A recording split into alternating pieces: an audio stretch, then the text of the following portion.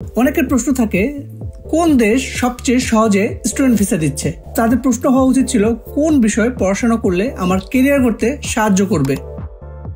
এমন 5টি গুরুত্বপূর্ণ গাইডলাইন থাকছে আজকের এই ভিডিওতে, যা আপনাকে সিদ্ধান্ত নিতে সাহায্য করবে ইনশাল্লাহ। একদম শুরুতে যখন আপনি স্টুডেন্ট ভিসায় দেশের বাইরে যাওয়ার কথা চিন্তা করেন, তখনই প্রথম প্রশ্ন আসে IELTS ছাড়া যাব। তো এই কথা আসলে ভাবাও আপনার পাপের শামিল। প্রয়োজনে একটু সময় নিয়ে প্রস্তুতি নিন। মনে রাখবেন, যেই দেশে আপনি শিক্ষা নিতে বা স্টাডি করতে আসলে দেশের বাইরে যেতে চাচ্ছেন, সেক্ষেত্রে অবশ্যই আপনি IELTSটাকে প্রধান অস্ত্র হিসেবে রাখেন এবং ওইটা অবশ্যই আপনি কোর্সটা করবেন। মিনিমাম 6.5 স্কোর থাকলে আপনি পাবলিক বিশ্ববিদ্যালয়গুলোর দরজা আপনার জন্য খুলে যায়। সো আপনি মিনিমাম 6.5 টার্গেট করে আসলে আপনি পড়াশোনা করুন। তারপরের যে প্রশ্নটা আসে সেটা হচ্ছে প্রাইভেটে যাব নাকি পাবলিক বিশ্ববিদ্যালয়ে যাব। সো প্রাইভেট ইউনিভার্সিটিতে ভর্তি হয়ে আজকাল অনেকেই ফাঁদে পড়ছে। Spouse, part time job, post study work কিছুই পাবেন না। ভিসা রিজেক্টও হওয়ার চান্স বেশি, আবার বিদেশি ফাঁদে পড়ারও সুযোগ বেশি। এক কথায় পাবলিক বিশ্ববিদ্যালয় সেফ ও বেটার।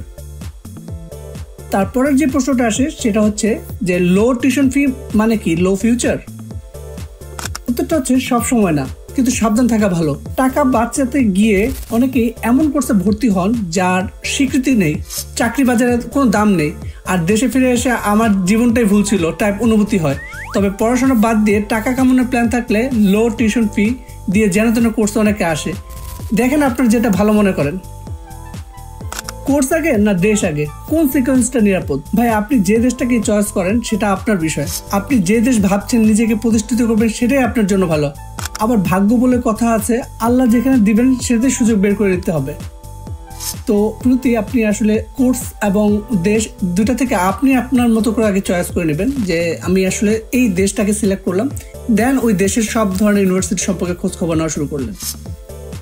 এখন আসলে কিছু ফর্মাল কথায়, আপনি কি শিখতে চান, ভবিষ্যতে কোন স্কিল দিয়ে কাজ করতে চান সেটা আগে ঠিক করুন।